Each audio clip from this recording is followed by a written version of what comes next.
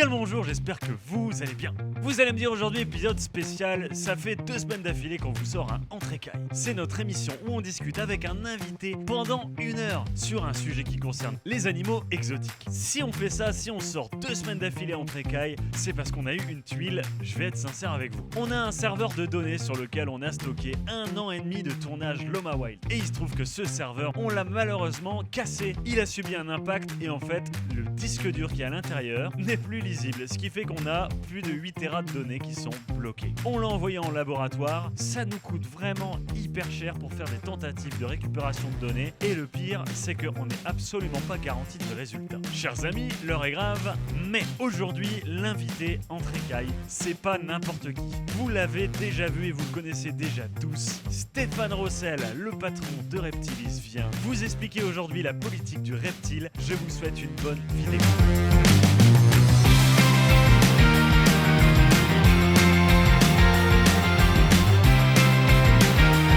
Bien le bonjour, salut à tous, bienvenue dans ce podcast. On se retrouve aujourd'hui Entrecâille et bonjour Stéphane. Salut Mathieu, bonjour. Comment ça va? Écoute, ça va bien, ça fait plaisir de revenir ici. Ouais, c'est la 2e fois que tu viens en podcast, hein. C'est vrai, ça fait la 2e fois. Et si t'es revenu, c'est parce que la première fois c'était trop bien. Ah ouais? Ouais, on a passé un bon moment, c'était assez agréable. J'espère que pour les gens qui nous écoutent aussi. Bien sûr, ils adorent. Alors le studio est toujours aussi beau, je sais pas si t'as vu. Ouais, les plantes ont changé un peu. Elles ont changé un peu, ouais. Ça me fait plaisir que tu dises ça. Ouais, on se comprend, mais ça me fait plaisir. Alors, sujet du jour, la politique du reptile. Moi, c'est un sujet qui m'intéresse à fond. Je pense qu'il y a beaucoup de monde qui a vécu la polémique du parti animaliste et des mesures qui ont été prises un peu à cette époque-là. Il y a eu tout ce qui tourne autour du lampropeltis, les politiques d'exportation, d'importation, bref. Tout ça, toi, t'en connais un rayon?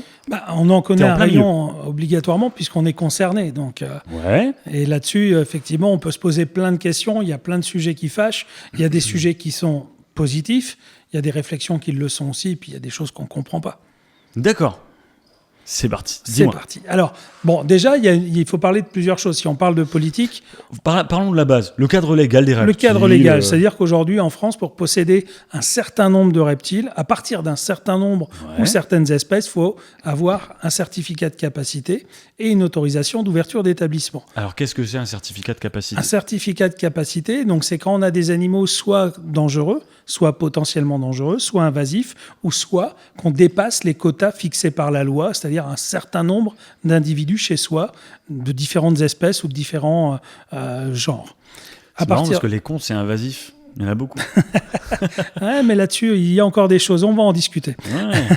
Et donc, à partir de là, il faut passer un certificat de capacité, c'est-à-dire de remplir un dossier administratif où on va expliquer son projet, justifier de son expérience. On va devoir valider des expériences théoriques et pratiques. Et après, on passe devant une commission d'experts dans son département qui détermine si oui ou non on est capable, si on connaît l'espèce et donc si on peut la posséder ou pas. Ok, c'est qui ces experts? Alors, des experts, ça peut... Alors, il y a plusieurs personnes. Il y a les personnes de la DDPP, ça c'est une obligation. C'est quoi? C'est donc les services vétérinaires. Les services vétos. Ah ouais. Donc, non pas sur la qualité de nos animaux, mais sur la législation, tout ce qui est droit et devoir. Droit et devoir. Les services vétérinaires, c'est pas des vétérinaires qui viennent voir si l'animal est en bonne santé. Dans les services vétérinaires, dans la DDPP, sont des inspecteurs, sont des gens qui vont voir si on respecte toutes les lois de l'administration pour posséder des animaux, ou les justificatifs, les registres, etc. C'est de la paperasse? C'est énormément d'administratif, donc de la paperasse. Et pourquoi des vétos alors? Va leur demander. Ça s'appelle comme ça fait partie des services, parce qu'il y a des vrais vétérinaires, mais pas dans le service qui nous concerne. D'accord, ok. Après, il y a donc l'OFB, anciennement l'ONCFS, donc les agents de l'environnement, qui sont un peu les gendarmes de l'environnement. Après, il y a les représentants du préfet. Il y a des associations, alors des associations diverses, parce qu'il peut y avoir, mais ça c'est pour valider des associations de mairie, des défenses des animaux. D'accord. Et il y a les experts, donc tu as des experts dans différentes catégories. Nous, on est experts dans les reptiles pour le Nord, mais il y a des experts pour les oiseaux, et il y a différentes personnes. Quand tu dis nous, c'est Reptilis ? Alors, moi, c'est juste moi, parce que là, c'est nominatif. D'accord. Je suis expert dans le Nord, mais il y a aussi le directeur du zone Maubeuge, il y a des gens des associations d'oiseaux. Enfin, il y a plusieurs La personnes. LPO, La LPO, ouais, ou la LPO. Oui, il me semble que c'est la LPO. Ligue de protection Mais des c'est oiseaux, ouais. une personne, c'est parce qu'elle fait partie de cette association, mais elle D'accord. est experte de par ses connaissances et ses compétences à juger si tu es apte ou pas. Comme ça, si tu veux, quand tu as tous les experts réunis, il peut y avoir une personne qui demande des reptiles, des oiseaux. Bah devant, il y a des interlocuteurs qui peuvent lui poser les questions par rapport à son dossier pour voir si déjà il maîtrise son dossier. Parce qu'on sait très bien qu'un dossier, ça peut se fabriquer, mais quand tu as la personne en face, elle n'est pas capable de répondre. Donc là, on voit vite que c'est faux. Et après, donc, nous, on fait une prévalidation, c'est-à-dire on dit, quand on se réunit entre nous, on détermine s'il est capable ou pas, par rapport à sa demande, d'être capacitaire. D'accord. Ça, ok. c'est la première étape. Après, c'est validé par la préfecture.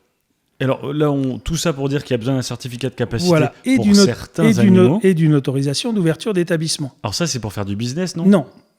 D'accord. C'est la continuité. C'est-à-dire que tu as les compétences pour avoir, par exemple, un varan de Komodo.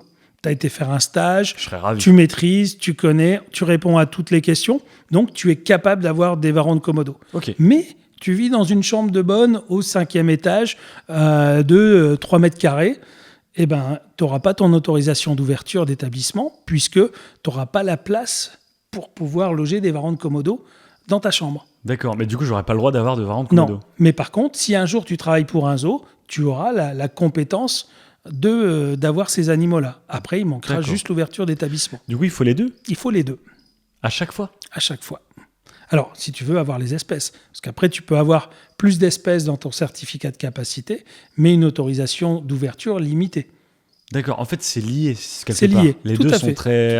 C'est ça. C'est Il y a une complètement intrication lié. entre les deux. Voilà, c'est ça. D'accord, ok. Alors même pour quelque chose de pas trop grand, par exemple un Varanus macrae, ça fait 1 mètre, 1 mètre 10 Ouais, à la mais grosse. lui, il y a une liste, hein, donc il y a une liste d'espèces où justement tout est précisé. Cette espèce-là, dès le premier individu, il faut être capacitaire Ouais. parce qu'ils estiment que de par sa taille, il est potentiellement dangereux. Donc, D'accord, ok. Et là, il faut aussi l'autorisation d'ouverture d'établissement. Alors là, tu vois, je suis en train d'apprendre quelque chose. Moi, je pensais connaître un petit peu cette histoire de cadre légal, mais en fait, pas du tout. Voilà. Moi, je suis pas certifié pour le moment. J'y travaille. On peut te tamponner si tu veux. Merci, tamponne-moi.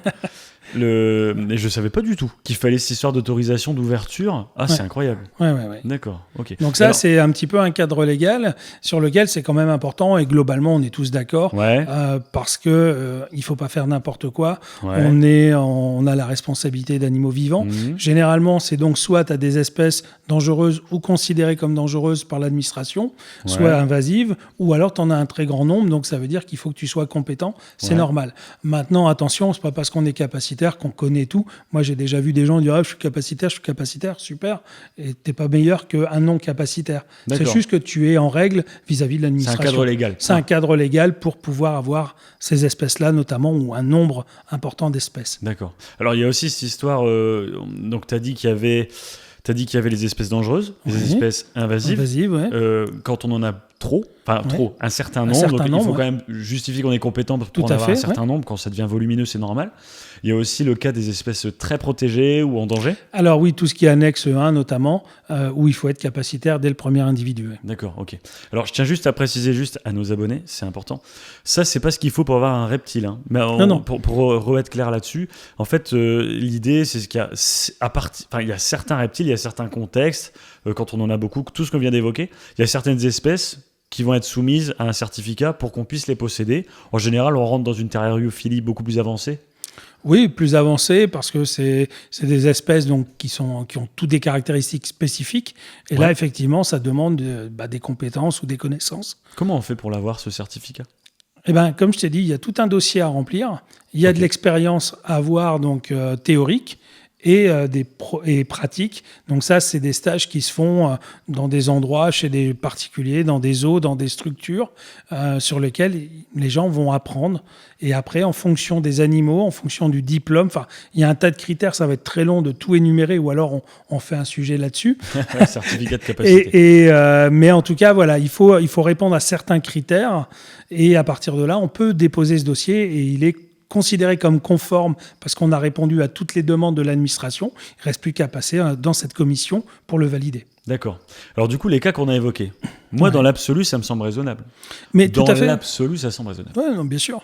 Après, il y a encore une fois, on sait très bien, il y a des gens qui vont dire « Ouais, mais moi, dans mon département, le préfet veut pas ou la DDPP veut pas de reptiles. » Ça, c'est vrai. Il faut savoir aussi que c'est pas légal. C'est-à-dire qu'il y a un cadre, c'est pour tout le monde, c'est pour toute la France.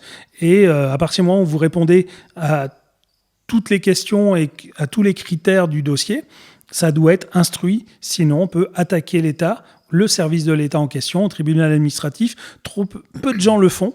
Mais par contre, le cas le premier qui était vraiment important et qui était aussi, enfin, qui est toujours dans les clous, c'est Karim de la ferme tropicale, qui a été le premier certificat de capacité vente et transit en France. Wow. Il a dû attaquer l'État parce que l'État disait il faut être capacitaire, mais aucune commission pour faire passer le certificat de capacité. Donc, il y a un moment, il n'avançait pas dans son projet. Et il a dû attaquer donc l'État pour que l'État décide enfin de mettre une commission pour appliquer la loi qu'il avait lui-même promulguée. Ah, c'est la folie, là. Ouais, et puis surtout pour Karim, ça a été un parcours et puis tribunal, avocat, enfin, c'est lourd et compliqué. C'est le serpent qui se mord la queue. C'est exactement ça. En plus, pour appliquer une loi qui a été faite par le gouvernement. J'ai dit serpent qui se mord la queue, reptile. C'est pas mal. Hein. Ouais, on tourne en rond. Ceux qui ont aimé ma blague, petit commentaire, petit pouce bleu. Ça me ferait plaisir. Si vous n'avez pas aimé, vous avez le droit aussi. Non, faites pas ça. Arrête de flinguer ma chaîne. Alors, du coup, je lance la première polémique. Parce que ça, c'est une question à laquelle je tiens particulièrement. Mmh. Qu'est-ce que tu penses des animaux résidents sur le sol français et du certificat de capacité ? Alors, c'est toujours compliqué parce qu'effectivement, il y a donc pour posséder de la faune française, il faut être capacitaire. Sauf que effectivement, la France possède encore donc notamment la Guyane. Il y a des dom-toms avec des espèces tropicales qui nous intéressent fortement et sur lesquelles, si on veut les posséder, il faut être capacitaire. Par exemple, Corallus ortulanus. Par exemple, le boa arc-en-ciel et puis Cratèche encria. Il y a des lézards. Après, il y a eu quelques exceptions. Donc, notamment le boa constrictor, l'iguane, l'anaconda, où on a pu avoir. Et ça, alors, c'est marrant parce qu'en même temps, c'est pas du tout notre truc, mais c'est grâce à la mode qu'on a pu avoir ces dérogations. Comment ça ? Parce qu'ils en ont besoin dans l'industrie de la mode, donc le cuir pour les boas, pour les iguanes. Et donc, ça a été des exceptions qui ont été retirées de cette liste. Mais c'est presque des lobbies, en fait. C'est des lobbies qui ont fait pression à ce moment-là. Bon, c'est des lois de 76 qui ont évolué depuis, mais voilà, à l'époque, c'était ça. Mais grâce à eux, on a pu avoir en captivité chez nous ces espèces-là, malgré leur présence dans les dom-toms français. Et c'est une bonne chose, alors ? Ça a été une bonne chose. Après, qu'on tue des animaux pour faire un sac ou des chaussures, non, c'est pas terrible. On est bien d'accord, on est passionnés. Mais en tout cas, grâce à eux, on a pu en avoir. D'accord. Donc ça, c'est une chose, ça fait partie des incohérences, mais c'est comme ça. Et alors, pourquoi les animaux qui résident sur le sol français, pourquoi dans l'absolu, on n'a pas le droit de les prélever ? Pour pas toucher à notre faune. D'accord. Tout simplement. Mais pourtant, parfois, et là j'ai des cas très clairs dans ma tête, enfin c'est nul comment je m'exprime, j'ai des cas clairs à évoquer. Ouais. Le Corellophus ciliatus, donc pas du tout sol français, enfin si, en fait si. Non. Un nouvel cal, pas du tout. Ça, c'est des animaux quand même assez peu communs dans la nature aujourd'hui, difficiles à observer, enfin voilà, relativement en voie de disparition. Non, c'est une espèce qu'on considérait comme éteinte. Ouais. Qui a été retrouvée par des scientifiques et sur lequel on a pu exporter un lot d'individus. Et ce lot d'individus, c'est le capital cheptel de tout ce qu'on a aujourd'hui sur le territoire mondial. Sauf que sur place, tu peux pas... Il y a des pays qui ont des protections particulières, c'est-à-dire que tu peux pas exporter leur faune. Elle n'est pas en espèce dangereuse ou protégée parce qu'en voie de disparition, mais tu ne peux pas le sortir de leur environnement parce que leur population locale, elle n'est pas assez forte ou parce qu'ils ne veulent pas pour des raisons généralement... La Nouvelle-Calédonie, c'est français ? Oui, ça a été français. Oui, c'est français toujours. On a galéré là. Ouais, on coupe. Ouais. Non, ce ne sera pas coupé. Hein. Ah, d'accord. on passe pour des étanches en vrai. Alors, du coup, cette histoire de ciliatus, la captivité, ça a quand même hyper développé l'espèce. Oui, parce qu'il y a eu un intérêt pour l'espèce, mais c'est pas parce qu'une espèce est protégée dans son environnement qu'elle n'est pas facile à maintenir en captivité et à reproduire. Ça, c'est deux choses à part. C'est une population qui est en voie de disparition pour des raisons diverses et variées, mais généralement, c'est à cause de l'homme. Hein, souvent, c'est ça. Déforestation, tout ça. Mais c'est pas parce que c'est une espèce qui est compliquée à maintenir ou à reproduire. C'est juste que dans son milieu naturel, elle est en voie de disparition. Moi, j'ai d'autres exemples. J'ai reproduit pendant plusieurs années des boas de Madagascar, donc qui sont en annexe 1. Ils sont en annexe 1, ça se reproduit comme des petits pains. Moi, les dernières années, je savais plus quoi en faire. Et j'étais là, quand je voyais mes femelles mettre bas, je me disais, ah non, pas encore. Mais ça en était là. La première fois, j'ai sauté au plafond quand j'ai reproduit ces animaux-là. Et la dernière fois, je pleurais parce que chaque fois que je comptais, en plus, cette femelle, elle m'avait fait un record de 22 ou 23 bébés, ce qui est énorme. Et j'étais là et j'étais presque en pleurs parce que qu'est-ce que je vais faire de ces bébés ? Il faut être capacitaire, il faut les pucer. Et c'était compliqué à l'époque. Et il y a déjà quelques années en arrière. D'accord. Il y a des programmes de conservation, de réintroduction dans la nature ? Alors oui, il y en a, mais pas fait par des terrariophiles, généralement dans des parcs, dans les zoos, etc.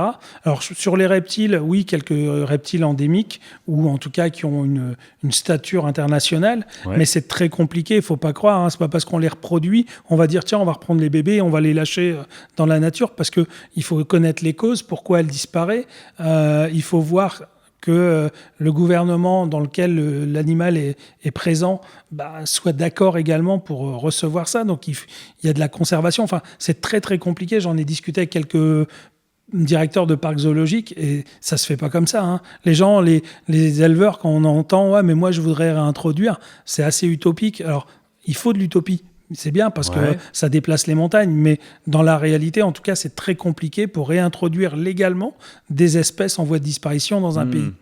Et alors du coup, la captivité, ça va permettre parfois de développer une espèce beaucoup mieux que dans la nature, puisqu'elle est en train de disparaître dans la nature, en fait. Ouais, alors ça, c'est un grand débat. En tout cas, on sait qu'on a des opposants à la captivité qui sont depuis 2-3 ans très actifs et très présents et qui nous cassent les pieds. Et très féroces. Ouais, très féroces, puis surtout très bêtes, mais généralement ça peut aller de pair. Et en tout cas, oui, je suis sûr que grâce à la captivité dans les reptiles, et je pense que les autres éleveurs d'autres espèces ou genres nous sont d'accord avec nous, on a appris à les connaître, on a appris à gérer la reproduction, et donc on a des connaissances qui sont très fortes qu'on n'aurait pas pu observer sur place ou de manière peu quantitative. Alors j'ai un autre cas que j'aimerais évoquer. Je pense au Corallus hortulanus, donc le bois arboricole d'Amazonie. Mm-hmm. Je sais que comme il y en a en Guyane, on n'a pas le droit de l'avoir sur certificat de capacité en France. Dans tous les autres pays d'Europe, il y en a plein. Ouais. Et ça se reproduit extrêmement bien en captivité. Ouais. C'est-à-dire qu'il y a énormément presque tout aujourd'hui est né captivité en grande majorité. Donc c'est des animaux qui sont plus prélevés du tout. Et dans la nature, ils ne se portent pas non plus en difficulté, cet animal-là. Mais en captivité, il y en a plein sur le marché européen. Il n'y a pas de problème. Et pourtant, en France, on ne peut pas l'avoir sans le certificat. Ouais, mais c'est ce qu'on disait tout à l'heure. C'est la loi sur la faune française. Ouais, mais si l'animal n'est pas prélevé, où est le sens de la loi, du coup ? Parce qu'il n'est pas prélevé, il est né en Allemagne. Oui, mais parce qu'il va falloir prouver, etc. Donc, par défaut, ils interdisent la détention sans montrer que tu es compétent, parce qu'ils estiment que c'est quelque chose d'endémique. Et ça fait partie de leurs critères à la base, qui est discutable. Moi, je suis tout à fait d'accord avec toi. Hein. Mm-hmm. Moi, par exemple, les boas de Madagascar, encore une fois, je vais reprendre cet exemple-là parce que je le connais bien, qu'on le considère en annexe 1 à Madagascar, parce qu'il n'y en a plus beaucoup. Donc annexe 1, ça veut dire ça veut dire que l'exportation de l'animal est interdite, sauf pour des raisons scientifiques et précises. D'accord. Donc, on ne peut pas sortir du tout l'animal du pays. Mais ça, c'est normal. Il n'y en a presque plus.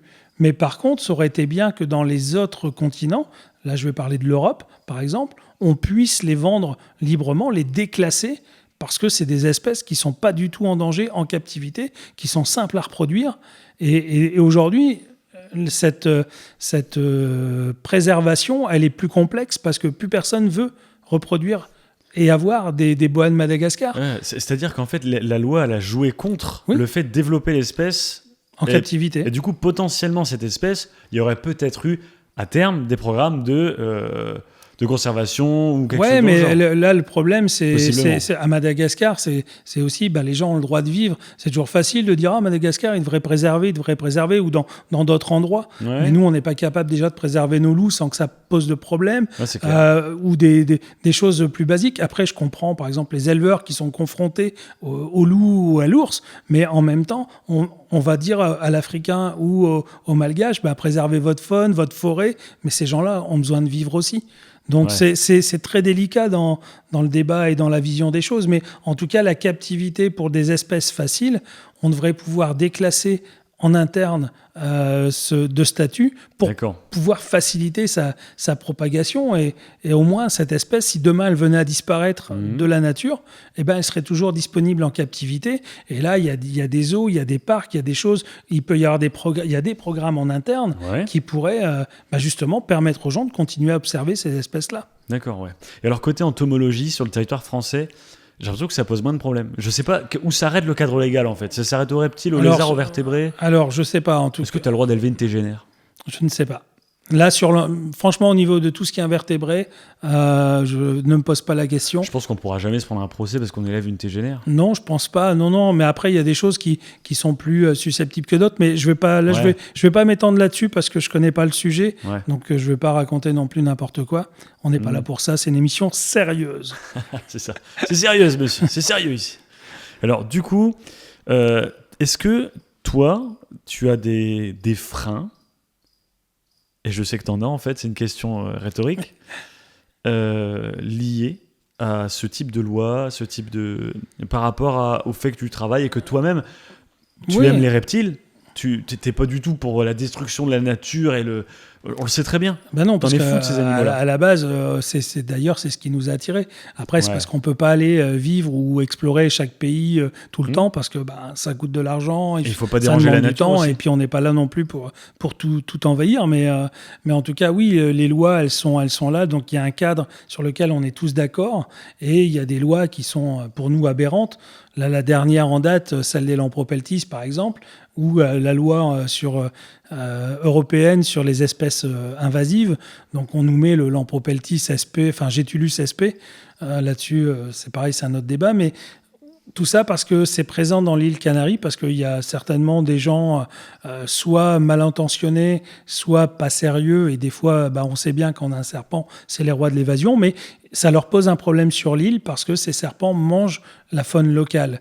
Et là, l'Europe, au lieu de dire on interdit aux îles Canaries les Lampropeltis SP, ils ont dit on va l'interdire pour toute l'Europe. Mais ça, c'est une histoire de dingue, ça. Ça, c'est une histoire complètement folle parce que pourquoi sanctionner toute l'Europe pour une île qui est en plus basée quand même proche de l'Afrique. C'est ça, à on l'ouest n'a de pas l'Afrique. on n'a pas le même climat, on n'a pas tout ça. Ouais, rien à voir. Déjà, nous, en France, ces espèces-là, c'est discutable sur le fait qu'elles pourraient survivre ou pas, se reproduire. Alors là, ce sera encore un autre coup de chance ou malchance. Mais je pense à nos cousins un peu plus dans le nord encore, où là, ils comprennent pas non plus. Et là, ça nous enlève. Moi, par exemple, personnellement, cette loi, elle me fait bondir. Ça fait 30 ans que je reproduis à l'élevage ces Lampropeltis.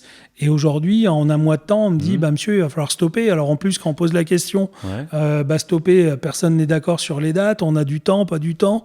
On vous laisse faire. Ça a changé. C'est plus l'espèce, c'est c'est plus une sous-espèce, c'est une espèce. Ça joue sur les mots. Oui, ça joue sur les mots. Et puis nous, en plus, comme on est, je dirais, idiot, entre guillemets, mais ça, je me mets dedans. Et quand je dis idiot, c'est qu'on n'a pas de structure de défense et il faudrait attaquer au tribunal européen. C'est bien si tu y travailles, mais c'est compliqué, c'est long, ça coûte de l'argent, c'est pas facile. Et ça, je le sais, mais moi, ça me fait bondir. Là, nous, cette année, on a énormément de ces lampros. C'est des bêtes qu'on adore, c'est des bêtes qu'on conseille, c'est des bêtes qui sont magnifiques, qui posent pas de problème. Et là, d'un seul coup, pour une île dans l'Union européenne qui est en plus basée près de l'Afrique, on nous dit il y en a plus sur le territoire prochainement. D'accord. Alors, est-ce que les gens qui ont décidé de ça, ils s'y connaissent un peu? Non, je suis pas convaincu, non. C'est pas des terranophiles Non, alors c'est des experts. Donc normalement, on devrait dire oui. Mais c'est toujours pareil. Après, là, j'ai pas regardé qui étaient les experts et comment ça s'est passé, parce que c'est arrivé fin juillet pour appliquer au mois d'août. Mais en même temps, en France, tu vois, on est en septembre. C'est toujours pas très... Enfin, ça n'a pas été validé. Ça va l'être, hein, c'est qu'une question de signature et de délai avec les vacances, mais c'est quelque chose qui est complètement fou. Là, en Hollande, par exemple, on sait qu'on a le droit de les vendre pendant 1 an. D'accord. Avant que ce soit donc structuré. Mais dans 1 an, en Hollande, on ne pourra plus. En Allemagne, ils ont dit, non, on stoppe tout de suite. Enfin voilà, après, dans chaque pays, tout le monde est en train de faire sa popote. C'est très compliqué, là. quoi. Ah, c'est l'horreur, là. C'est l'horreur. C'est quoi exactement l'espèce ? Donc, tous les Lampropeltis sp, Getulus sp, donc ce qu'on appelait les Lamprogetulus californiae, même si aujourd'hui, c'est Lampro californiae. C'est là où on joue avec les mots, mais ils ont des taxonomies qui datent de je ne sais pas quand et ils ne sont pas à la page, donc bon. Mais c'est tous les Lampropeltis, en fin de compte, sauf les Triangulum, mais tous les Californiae, tous les anciens Getulus, toute la famille toutes les sous-espèces de Getulus qui étaient anciennement... D'accord, ok. Et alors toi, du coup, en fait, si je comprends bien, par rapport à Reptilis, donc ton entreprise, c'est vrai qu'on a oublié de te présenter, mais je pense que tout le monde te connaît, dans les gens qui regardent, en grande majorité. Sinon, allez voir le podcast, on met en lien là juste au-dessus. Ok. Alors, du coup, je pense que t'es un peu dans la vague des lois, t'en dépends un peu, malheureusement. On en dépend, malheureusement. C'est ça, en fait. Quand la loi, elle te souffle d'un côté, t'es obligé, quelque part, d'être entraîné. On est obligé de s'adapter. On a eu l'IFAP peu de temps avant. Donc ça, c'est les fichiers pour les espèces protégées, donc où il faut identifier et inscrire sur un registre national. Ça, quand ça nous est tombé dessus, on s'est posé des questions. Ouais, alors l'IFAP, il y a un système de puces et tout en plus. Alors, c'est une identification, soit par puce, soit par photo, en fonction des espèces et de la taille à laquelle c'est commercialisé, parce que tout n'est pas puçable tout de suite, même si c'est des petites puces, mais ça demande une organisation assez draconienne. Au départ, évidemment, il y a eu des bugs, il y a des choses qui n'allaient pas, il y a des choses qui s'améliorent, il y a des choses qui s'empirent. C'est vraiment pas simple, mais on est obligé de s'adapter si on veut continuer légalement à vendre nos animaux. Alors moi, sur le principe, et là je pense au Ciliatus, donc le gecko à crête, l'IFAP, le fait d'identifier un animal pour qu'il ait sa fiche de vie, moi je trouve ça bien dans l'absolu. Oui, dans l'absolu, c'est plutôt bien. Après, cette histoire de puce sur un reptile qui fait 8 à 8 mais 10 on n'est cm, pas obligé de le pucer, on peut l'identifier par photo. Ouais, je sais, mais je crois qu'il faut le justifier. Non, il faut juste que le vétérinaire confirme que l'animal n'est pas puçable. Et d'un vétérinaire. Alors là, c'est pareil, il n'y a pas de norme. C'est-à-dire qu'un vétérinaire peut se sentir capable de pucer un Ciliatus adulte. Un autre vétérinaire va dire moi, je ne m'en sens pas capable, donc je ne peux pas le pucer. Donc, on peut avoir des variantes de ce côté-là. Pareil pour les caméléons, parce que ça change énormément. Sur les serpents, c'est pareil.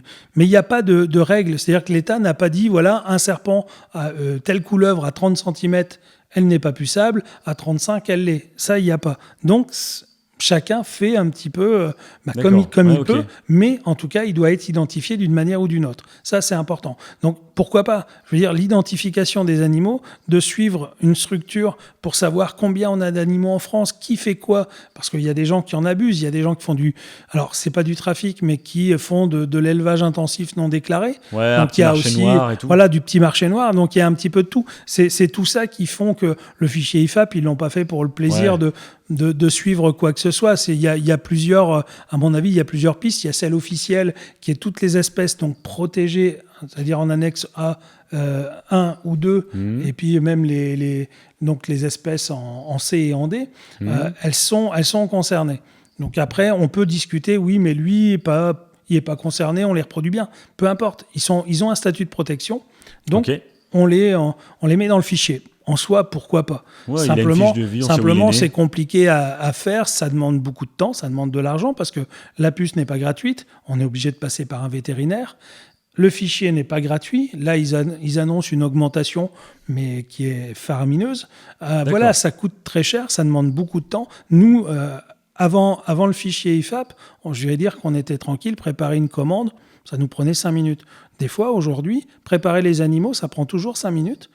Mais par contre, on passe une demi-heure, 3/4 d'heure à faire des papiers parce qu'il y a, par exemple, 2 ou 3 tortues qui doivent être pucées, identifiées avec des serre-fois. Enfin, voilà, c'est un travail administratif sur lequel on se plie parce qu'on n'a pas le choix, où il y a des bonnes choses, mais pas toujours. D'accord. Je te propose de reprendre après la pub. Allez, on est parti. Allez, à tout à l'heure tout le monde.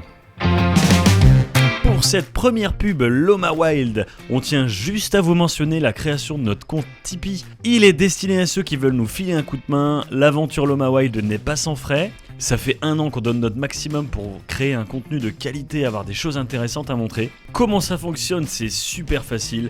Vous cliquez sur le lien Tipeee qu'on a mis en description, vous allez dessus, vous mettez un tip, vous pouvez déposer la somme d'argent que vous voulez, vous gagnez les récompenses qu'on vous a mis à disposition, et nous, ça nous file un gros coup de main. Sur ce, un grand merci, on compte sur vous. Et rebonjour tout le monde, Stéphane, ça va toujours? Heureux, bah écoute, je suis toujours là, et toujours en forme, bien sûr. Alors, là maintenant, je voudrais qu'on mette sur la table une polémique qui s'est passée il n'y a pas si longtemps que ça doit faire même pas 1 an, presque 1 an, allez, quelque chose comme ça. C'est l'histoire de la liste positive et du parti animaliste. Alors, waouh, alors là, tu démarres sur une reprise chapeau de roue. Là, on attaque, là, on attaque. Alors, on a dit, hop, attention, il ne faut pas dire de gros mots, il faut rester correct, d'accord. Effectivement, dans le respect. Alors, dans le respect, comme eux, ils nous respectent ou... Si tu fais comme eux, ça ne va pas le faire parce qu'ils ne nous respectent pas. D'accord, donc voilà, effectivement, il y a eu ce projet de loi qui nous est tombé dessus il n'y a pas très longtemps, qui est vraiment parti de quelques partisans défenseurs des animaux, où ils ont manœuvré très bassement comme ils savent le faire, c'est-à-dire avec de la désinformation, avec de la manipulation, et ils ont fait une proposition de texte de loi sur la protection animale. Êtes-vous pour ou contre la maltraitance? C'était le titre de leur loi, de leur texte. Évidemment, si on regarde que ça, on est tous d'accord, on est contre la maltraitance animale. Ah, c'est trop facile.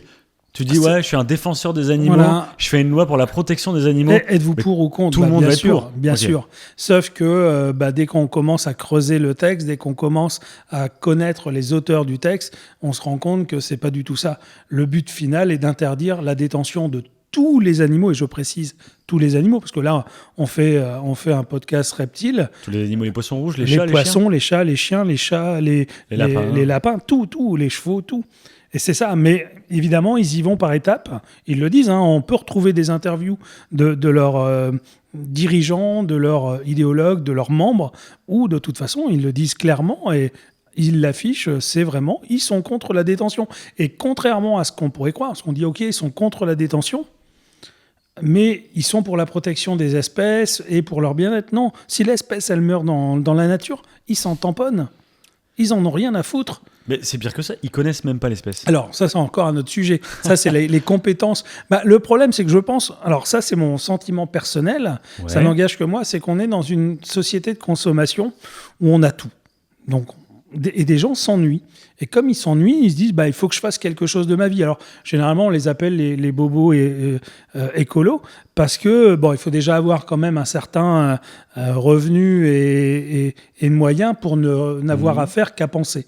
Et donc, ils sont entre eux, ils pensent, et ils s'ennuient, ils trouvent une cause, et puis ils pensent avoir trouvé une voie à suivre. Sauf que les gens, ces gens-là n'y connaissent rien. Et on l'a bien vu, aussi bien des gens du ministère qui ont validé, qui ont suivi, qui ne faisaient pas la différence entre deux espèces. Il y a eu des cas de figure, on peut en retrouver plein. Il y a un tas de youtubeurs qui ont mis le doigt dessus, et nous, on les suit et on est contre. Où on prouve l'incompétence des gens. Mais de toute façon, ils ne sont pas là pour être compétents, ils sont là contre la détention des espèces en captivité parce qu'on les maltraite. Ouais, alors ça, c'est une polémique qui date de fin 2021. C'est ça ? Ouais, alors c'est déjà un petit peu avant, mais disons qu'il y a eu les élections, un petit peu avant les élections, ils ont aussi un portefeuille de voix, même s'ils sont en réalité que 2-3%, et que dans les manifs, ils sont entre 5 et 20, pas plus, parce que de toute façon, il n'y a personne qui les suit vraiment. Donc c'est une extrême minorité un peu extrémiste, voire totalement extrémiste. C'est totalement extrémiste, parce qu'il n'y a pas de discussion. Des associations de défense des animaux, il en faut. Et elles sont là pour aussi nous aider à nous cadrer des fois dans notre passion. Comme l'LPO, par exemple. On peut déborder un petit peu. Donc ça, c'est bien parce qu'on peut communiquer, on peut partager des idées. Même si elles ne sont pas d'accord, on peut discuter. Ces gens-là, le problème, c'est qu'il n'y a pas de discussion possible. On est pour les plus extrêmes des extrêmes de leur parti. des gens, on est considérés comme des tortionnaires du temps de la Seconde Guerre mondiale avec les Allemands. Alors, les c'est camps qui de ces gens-là ? concentration. C'est tout le parti animaliste et toutes ces groupuscules de partis animalistes, sans compter après les associations plus ou moins variées qui sont dans la défense extrême des animaux. Parce que là, ils manipulent des chiffres, ils manipulent des sujets pour l'opinion publique. Alors, je tiens à préciser que c'est des gens qui ont un parti politique. C'est des gens qui sont financés par des industriels.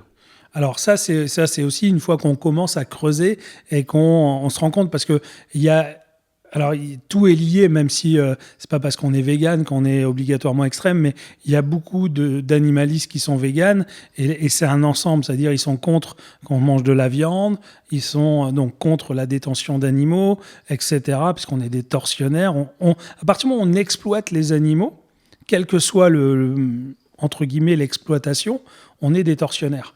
Donc ces gens-là, obligatoirement, on ne peut pas avoir de discussion. Et même entre eux, ils ne s'entendent pas parce qu'il y a toujours un plus extrême que l'autre. La dernière fois, le dernier cas de figure, le beluga qui était dans la Seine ou je ne sais plus où, là. D'accord, ouais.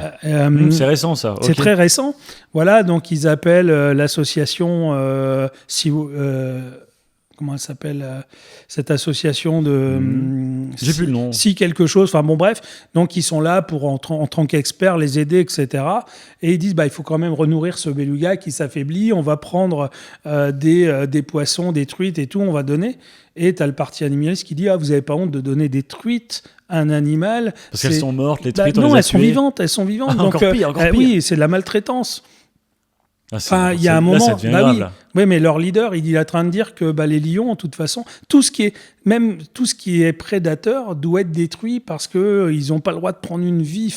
Du coup, c'est intrinsèquement lié, et c'est triste pour les véganes qui sont pas concernés par ces extrémistes-là. C'est surtout les végétariens, je pense. Parce que véganes, on est déjà plus extrême. C'est pas vegan le mot. En fait, c'est intrinsèquement lié au fait de pas manger de viande parce qu'en fait, la prédation devient un crime. Voilà, c'est ça. Toute la prédation devient un crime. Et après, au-delà de vu qu'il y a de la prédation, il y a aussi de la détention. Donc tout est lié. Ouais. C'est un ensemble et ces gens-là, ils sont puissants. Alors ils sont peu nombreux mais puissants parce qu'ils font partie de, je vais dire la haute société, c'est peut-être un raccourci, mais en tout cas c'est comme ça que je vais m'exprimer. D'accord. Et donc ils ont des moyens d'être entendus parce que soit ils sont des stars du showbiz, de la télé ou des choses comme ça. Qui connaissent que dalle aux animaux. Qui connaissent rien. Mais voilà, pour leur image. Bam. Puis pour leur image, c'est bien. Pour leur image, c'est bien, on est contre la détention, on est contre le massacre des animaux. Mais en fin de compte, ils connaissent rien, ils connaissent pas les besoins, ils savent pas ce qu'on fait nous en captivité, ils savent pas ce que le travail d'éleveur, etc. Ouais. Et après, il y a les gens qui, parce que c'est une idée, on veut pas manger de viande, on peut effectivement réduire sa consommation de viande ou de poisson, on peut être raisonnable, on peut avoir des choses. Là, on peut discuter. Mais par contre, contre les gens qui disent, non, il faut être vegan parce qu'il faut rien faire de mal.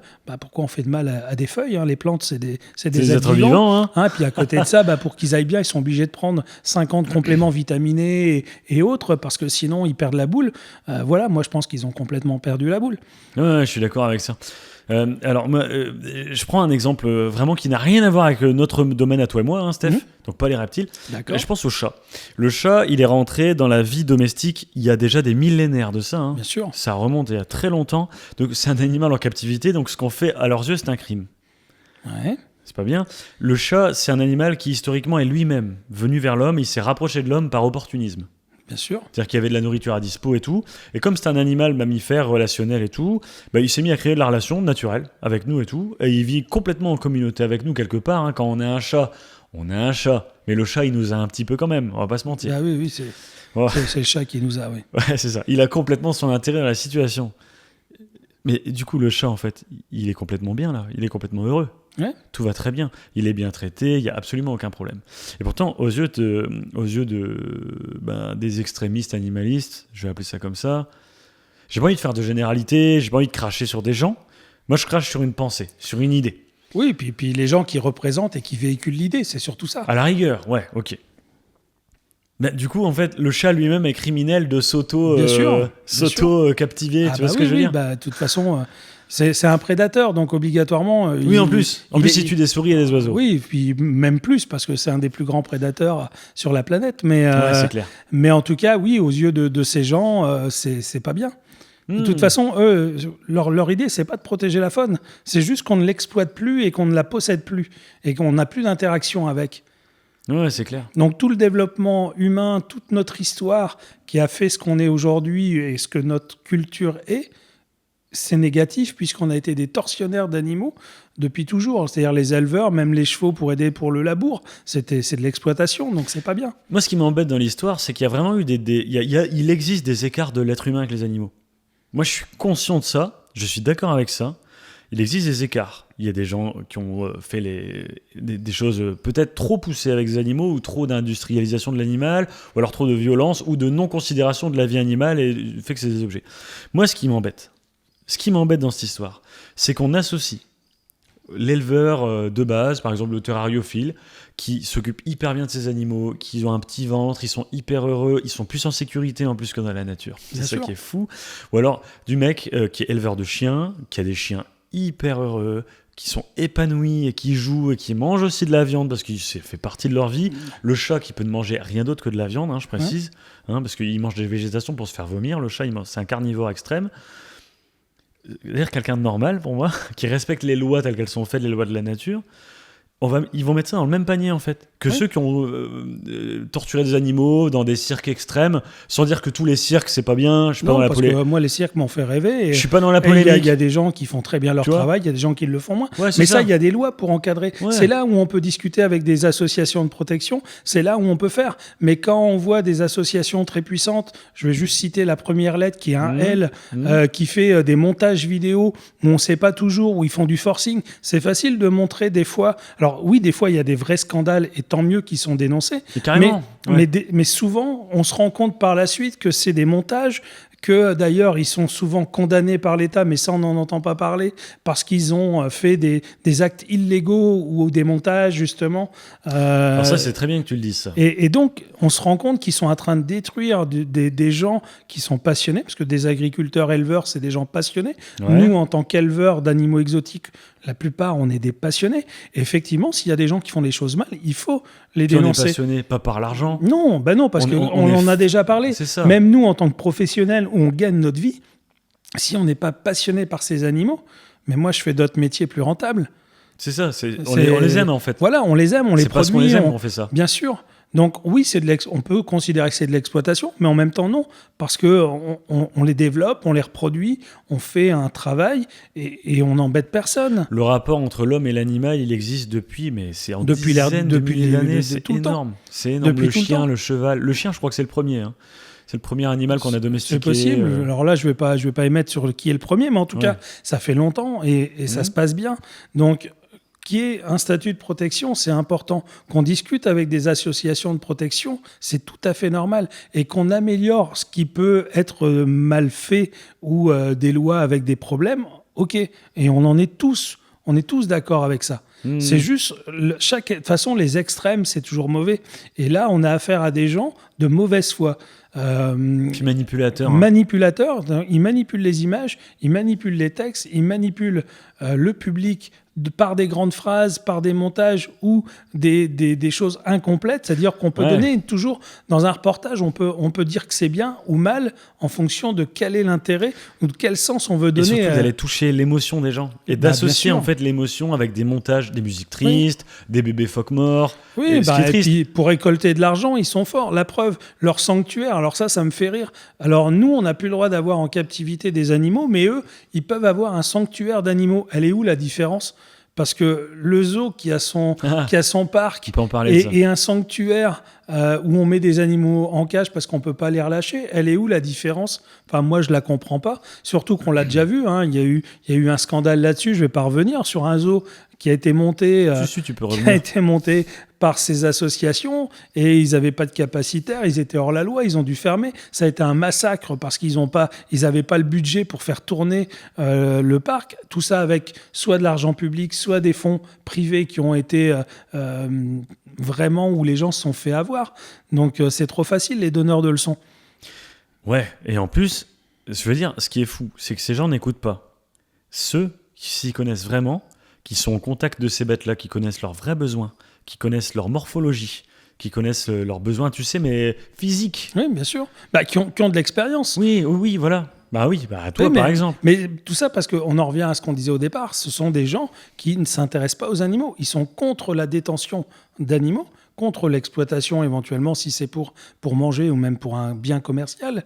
Mais ils sont contre tout simplement la détention. Et c'est ça qui est fou parce que là, de par toutes leurs phrases, etc., même la mamie qui a son petit chat, son petit chien, si on les écoute un jour ou l'autre, bah, mamie, elle aura plus son chien.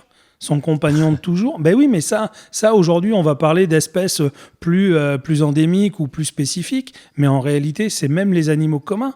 C'est-à-dire que mamie, qui a son petit chien, son compagnon qui va l'accompagner jusqu'à la fin de sa vie, eh ben non, avec les animalistes, cette mamie, elle aurait le droit à rien. Et ça, on n'y pense pas, on n'en parle pas. Ouais, mais c'est parce que c'est un projet à très long terme, en fait, Parce qu'ils y vont en étapes. Ouais. Mais si on écoute leurs gourous ou les plus extrémistes d'entre eux, ils ne le cachent pas. Des interviews comme ça, on peut en trouver à l'appel. Ouais, c'est clair. Ça, il y a vraiment des preuves à l'appui. Il n'y a Bien pas de sûr. problème. C'est pas du théorie du complot. Hein. Ah non. Et puis, je rassure nos abonnés, on n'est pas du tout là-dedans. Hein. Non, on est juste là pour vraiment... Il faut apprendre à qui on a affaire. Et moi, je les connaissais pas trop avant. On les voyait de loin, on regardait, on s'y intéressait pas. Moi, j'ai tellement déjà de temps à passer dans mes animaux que j'ai autre chose à faire que de connaître toutes ces associations qui sont contre ce que nous, on aime. Et quand tu les écoutes, il faudrait presque culpabiliser à tuer un moustique qui est en train de te piquer. Ah bah c'est même pire que ça. Si on les regarde, parce qu'il y a quelques partis animalistes qui ont des sièges dans des différentes mairies, donc on n'appelle plus un rat, on l'appelle un surmulot, parce qu'un rat, c'est péjoratif. Il faut l'appeler un surmulot, et puis il faut apprendre à vivre avec. Ça, vous retrouvez ça sur la mairie de je crois que c'est de Strasbourg, il me semble, où t'as une conseillère qui dit qu'il faut vivre avec les puces de lit et les punaises de lit et également avec les rats, parce que ces pauvres bêtes, elles y sont plus rien. C'est comment ils appellent ça, des illuminures, je sais plus quoi. Enfin, des mots qui n'existent même pas. C'est leur dialecte à eux. Enfin, il y a un moment, stop. Ou alors, ces gens-là prennent les punaises de lit, prennent les rats et vivent avec, et on en reparle. Mais pourtant, ces histoires de punaises de lit et de rats, là, c'est de la science pure et dure. Hein. C'est-à-dire qu'ils ont des génomes qui se sont développés et des façons de se reproduire et de se développer hyper adaptées au fait qu'il y a une partie d'entre eux qui va mourir par sélection. Parce que la sélection naturelle, ce qui a construit toute vie animale et végétale jusqu'à aujourd'hui, elle est fondée là-dessus, en fait. Ouais. Sur le fait que ce sont des animaux parfaitement adaptés à la société dans laquelle ils vivent aujourd'hui. On est tout à fait d'accord, mais c'est que ces animaux sont véhicules des maladies qui avaient quasiment disparu aujourd'hui, et on va pouvoir les retrouver si on les écoute. Enfin, si demain, on ne peut plus tuer un rat ou réguler un peu la population de rats, et on le sait que dans certaines villes, ça pose des vrais problèmes d'hygiène, on va retrouver des maladies qui n'étaient plus. Mais que ces gens-là, ils n'ont qu'à vivre avec. Nous, on leur donne, je suis certain qu'il y a plein de gens qui vont leur donner les rats, vont leur donner leurs punaises de lit, puis on en reparle, qui cohabitent ensemble. Mais ça, c'est la sélection naturelle, puis c'est même la base c'est une espèce de fondement. On n'est pas fait pour vivre avec les rats en communauté, pas du tout. Bien sûr. Mais absolument pas. On est intrinsèquement opposés. Ils vivent au crochet de notre société, ils vivent en fonction des restes qu'on laisse et tout ça, ils vivent en parallèle de nous. Mais ça amène des maladies, il y a des problèmes d'hygiène, tu vois, complètement. Ça devient n'importe quoi là. Et c'est là où ils partent dans tous les sens. Ils ne rendront jamais des serpents végétariens. Hein. Non, mais par contre, ils en sont à se dire que si un tigre ne veut pas accepter des croquettes véganes, il n'a pas à vivre, quoi. Des croquettes véganes. Ils sont prêts à tuer. Alors, mais ça, c'est leur chef spirituel qui dit ça dans des interviews. D'ailleurs, généralement, il le tempère un petit peu parce que lui, il ne cache pas sa volonté finale. Des fois, il y a des membres qui sont obligés de tempérer un petit peu ses discours parce qu'il est vraiment extrémiste. Mais lui, au moins, il montre exactement ce qu'il est et ce qu'ils sont. Et ça, c'est là où il faut savoir. Il ne se cache pas. Ah non, lui, il ne se cache pas. Lui, il se cache pas. Il a au moins ce mérite. Il y a ce mérite d'être sincère, mais sincère de conneries, quoi.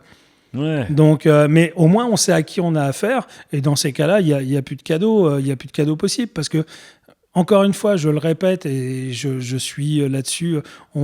Dans toutes nos passions, à partir du moment où on est en contact avec des animaux, il y a majoritairement des gens bien, il y a des gens pas bien.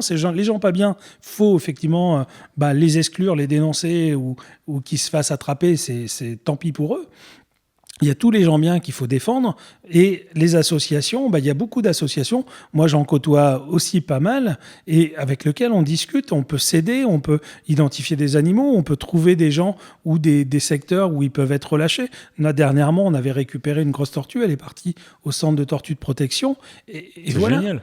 Oui, on peut s'aider, il n'y a aucun problème. Nous, on a pris à notre charge le transport, on a hébergé l'animal le temps de justement de trouver, mais on l'a fait avec plaisir parce que sinon cette bête, elle allait être quoi? Euthanasiée. Ouais, Et pourquoi elle serait euthanasiée? Ça serait terrible. Bien sûr. Et alors, quel a été l'impact quel est l'impact de ces gens-là en fait sur la terrariophilie en fait, à l'échelle de la France en tout cas? Pour l'instant, c'est pas énorme. C'est-à-dire qu'il y a eu, il y a encore cette liste qui doit sortir, mais qui a l'air d'être la même liste qu'on a depuis l'arrêté de 2018, donc ça ne devrait pas changer grand-chose. Mais il faut rester vigilant parce qu'ils sont là, ils sont présents. En plus, ils sont puissants parce qu'ils sont financés. Tu parlais avec l'industrie alimentaire, ça mériterait qu'on le développe, mais ça va nous prendre trop de temps. Mais ils ont des subventions, il y a des associations qui ont été vraiment subventionnées très... Et c'est pas des petits budgets. Hein. Ah non, là on parle de millions d'euros. Ouais. Donc de toute façon, même ces associations ont été épinglées par les cours de compte parce que en fin de compte, le budget défense d'animaux était quasiment nul, mais par contre, leur budget communication, c'est ce qui représente 90%, parce qu'ils sont là pour communiquer, ils sont là pour montrer, pour désinformer, et quand tu regardes ils recherchent plus des gens qui sont capables de faire des montages, de filmer, que des gens qui sont prêts à passer du temps à s'occuper d'animaux. Ils sont pas là pour s'occuper d'animaux. Ouais, c'est des extrêmes, en fait. C'est des extrêmes. Clairement. Et alors, qui nous défend, nous ? Alors aujourd'hui, qui nous défend, il y a au niveau, alors je vais prendre des reptiles, mais il n'y a pas que. Il y a une association qui se détache, qui est ProNatura, qui a réussi à sortir un petit peu du lot dans la défense, mais il y a eu plein de personnes qui individuellement ont démontré qui étaient nos adversaires. Je pense à mon petit Python notamment qui a fait un super bon travail pour dénoncer ça. Moi, j'adore une personne qui est Richard Surterre, qui est plus un chasseur, mais sur lesquels ils ont les mêmes adversaires que nous et qui ne parle pas que de chasse et sur lequel il défend indirectement aussi notre cause, puisqu'on a les mêmes adversaires, sauf que les fédérations de chasse sont un petit peu plus armées que nous, dans le sens littéral. Et donc, ils savent à qui ils ont affaire, ils ont du répondant. Et ça, ce gars-là, je l'adore. J'adore son concept et puis sa manière de faire, parce qu'elle est très argumentée. C'est pas... Là, nous, on discute, on n'a pas tous les arguments en place, parce que l'émission, elle est juste discussion.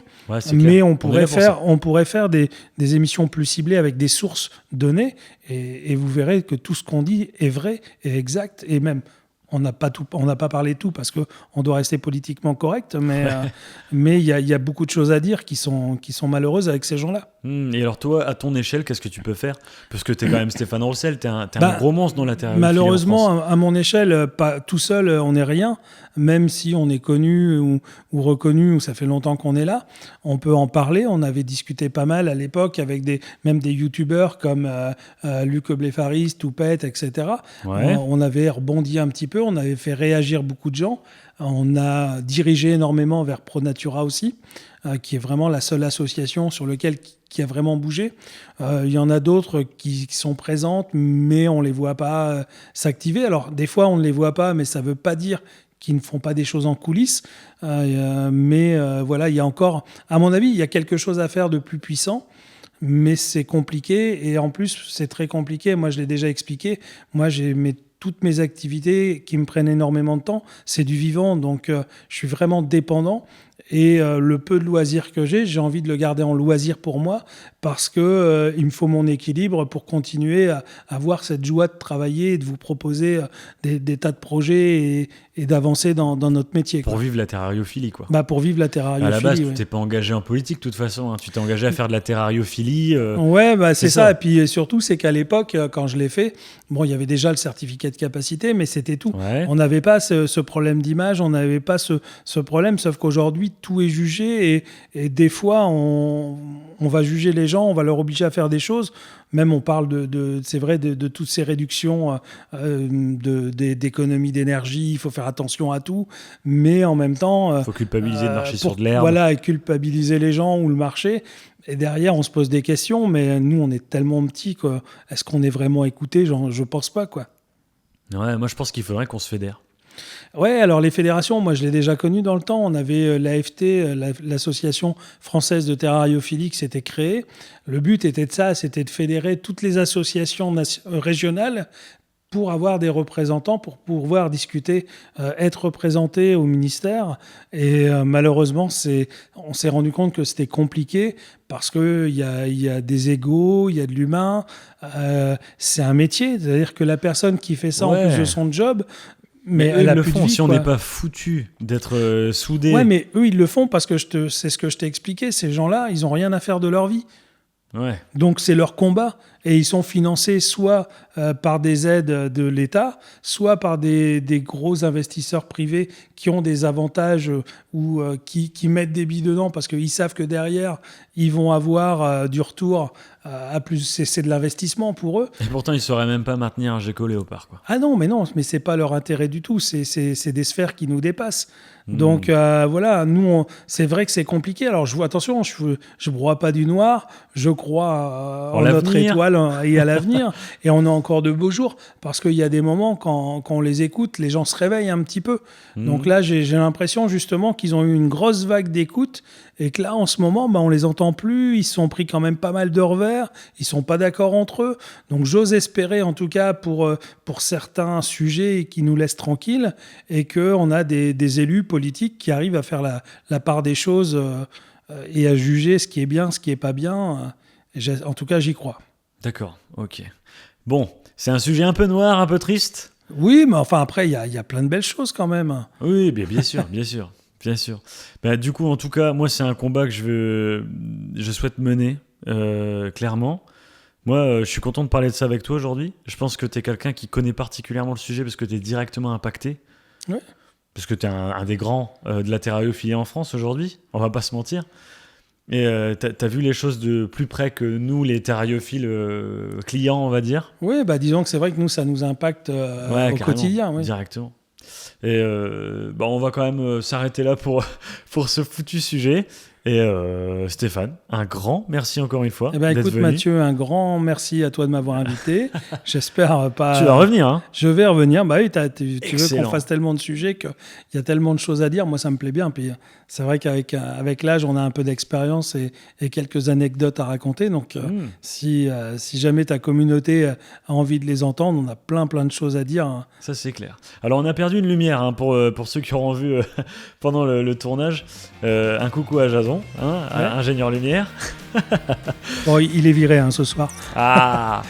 Bon, allez, au revoir à tous les abonnés. Salut Steph. Allez, au revoir, salut à tout le monde. Et force à vous.